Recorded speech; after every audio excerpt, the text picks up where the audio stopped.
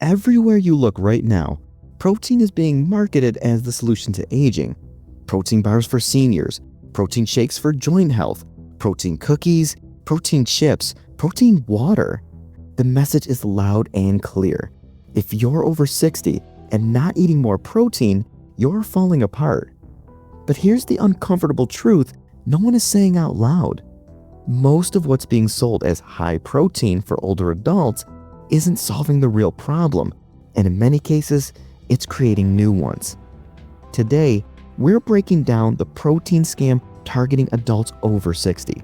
What's real, what's exaggerated, and what actually matters if your goal is strength, mobility, and long-term health. This isn't anti-protein. This is anti-confusion. Let's start with why protein suddenly exploded. Protein didn't go viral because of new science. It went viral because of fear. Fear of muscle loss, fear of frailty, fear of aging badly. And yes, muscle loss with age is real. It's called sarcopenia. Beginning as early as your 30s, adults lose muscle gradually, and that loss can accelerate later in life if strength training and adequate nutrition aren't present. That part is true. What's not true is the idea that more protein automatically fixes that problem. This is where marketing steps in. The first lie is that protein quantity matters more than protein quality. Most protein products marketed to older adults focus on one thing: grams, 20 grams, 30 grams, 40 grams per serving. But your body doesn't build muscle by reading labels. Muscle protein synthesis depends on amino acid composition, digestibility, timing, and whether the muscle is being stimulated in the first place. If protein intake alone built muscle, no one who drank protein shakes would ever lose strength. Yet, here we are. Many ultra-processed protein foods are poorly absorbed, highly insulin spiking, and paired with ingredients that increase inflammation, the very thing older adults are trying to reduce. A protein bar with 20 grams of protein does not equal 20 grams of muscle building potential. The second lie is that all protein sources are equal. They're not. As we age, digestion changes, stomach acid can decrease, enzyme production can slow. That means older adults often absorb protein less efficiently than younger people. This is where leucine matters. Leucine is a key amino acid that triggers muscle protein synthesis, but many plant-based protein powders and processed blends marketed as gentle or senior-friendly are low in leucine unless they're fortified. So you'll often see someone consuming enough protein on paper but still losing muscle because the signal to build muscle never fully turns on.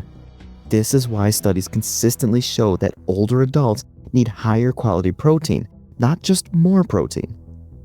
The third lie is the most dangerous one, that if you're losing strength, the solution is simply to eat more protein without changing anything else. Protein does not build muscle by itself.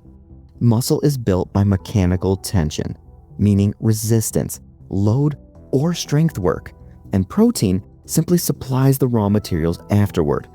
Without strength training, excess protein is often oxidized for energy, stored, or excreted. That's why you'll see people over 60 increasing protein intake, gaining weight, and still getting weaker. This isn't failure, it's physiology. Now, let's talk about kidneys, because this is where fear gets weaponized in both directions. You'll hear, too much protein will destroy your kidneys, or if you're not eating high protein, you'll waste away. The truth is more nuanced. In healthy adults with normal kidney function, moderate increases in protein intake are generally safe. However, extremely high protein intakes, especially from processed sources, increase renal workload and may not be appropriate for everyone, particularly those with undiagnosed kidney issues. What rarely gets mentioned is that older adults are more likely to have reduced kidney reserve without knowing it. That doesn't mean avoid protein. It means avoid blindly following influencer-level protein targets designed for 25-year-old gym bros. Now, let's expose the biggest scam of all. The idea that high-protein processed foods are helping seniors age better. Many of these products are ultra-high processed, contain inflammatory seed oils, include artificial sweeteners that disrupt gut health, spike blood sugar more than expected, and displace real food. A protein cookie is still a cookie. A protein shake with gums, fillers, and sugar alcohols is not equivalent to a whole food protein source. For older adults, gut health, insulin sensitivity, and inflammation matter just as much as muscle mass and sometimes more. So, what actually works? First, adequate, not extreme protein intake. Most older adults benefit from protein intakes slightly higher than the general RDA, but far lower than what social media promotes. The goal is sufficient intake spread across meals, not massive doses at once. Second, prioritize digestibility and amino acid quality. That means proteins that are well absorbed, rich in essential amino acids, especially leucine. Third, pair protein with resistance training. Even light resistance training such as body weight, bands, and machines dramatically improves how the body uses protein. Without this step, protein is just nutrition, not a signal for adaptation. Fourth, real food beats protein marketing. Whole foods consistently outperform processed protein products for long-term health outcomes. Now, let's clear up one more misconception. You do not need to eat protein constantly. The trend of protein all day long ignores the fact that muscle protein synthesis has a ceiling.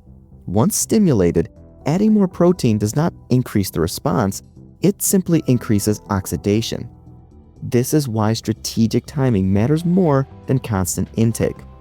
So if you've been feeling overwhelmed, pressured, or even guilty because you're not hitting your protein, take a breath. You're not failing. You've just been marketed to. Protein is important, but it is not magic, and it is not a shortcut. Aging well is about strength signals, nutrient quality, metabolic health, and consistency over hype. And that's not nearly as profitable as selling you another bar, shake, or powder. If this video helped clarify the noise around protein, leave a comment and let me know what you've been told about protein after 60. Chances are you're not alone. And if you want more science-backed breakdowns that cut through wellness marketing and focus on what actually works for long-term health, make sure you're subscribed to Modern Wellness Lab, because real wellness doesn't need hype, it needs honesty. And remember, this video is for educational and informational purposes only and is not intended as medical advice. It does not replace consultation with a qualified healthcare professional. Always consult your physician or other qualified health provider before making changes to your diet, supplements, or exercise routine, especially if you have a medical condition or take prescription medications.